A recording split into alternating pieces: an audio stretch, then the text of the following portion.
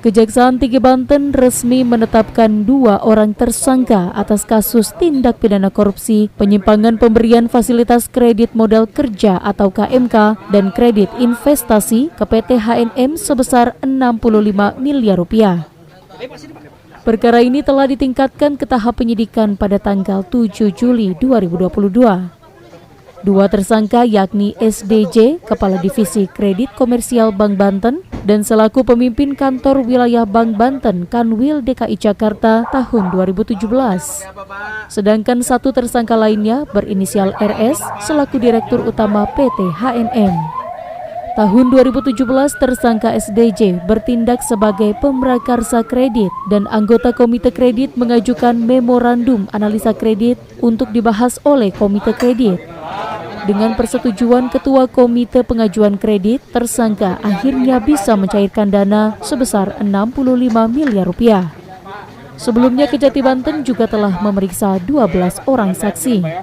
Bagaimana tadi siang telah disampaikan oleh Pak Kejati bahwa tim penyidik Kejaksaan Tinggi Banten telah menetapkan 2 orang tersangka dalam perkara dugaan tindak pidana korupsi terhadap penyimpangan dalam pemberian fasilitas kredit modal kerja KMK ataupun dan kredit investasi atau KI oleh Bank Banten tahun 2017. Bahwa sebelumnya telah ditetapkan 2 orang tersangka, yaitu tersangka SDJ dan tersangka RS.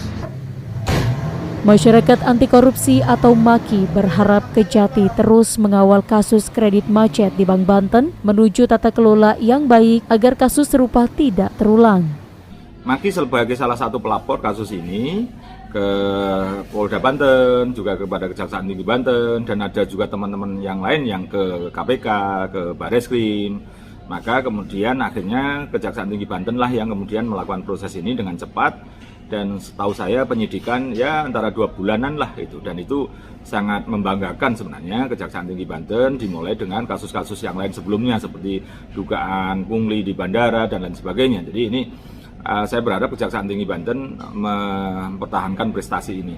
Akibat perbuatannya, tersangka akan dijerat Undang-Undang RI Nomor 31 Tahun 1999 tentang pemberantasan tindak pidana korupsi dengan ancaman penjara lebih dari 5 tahun.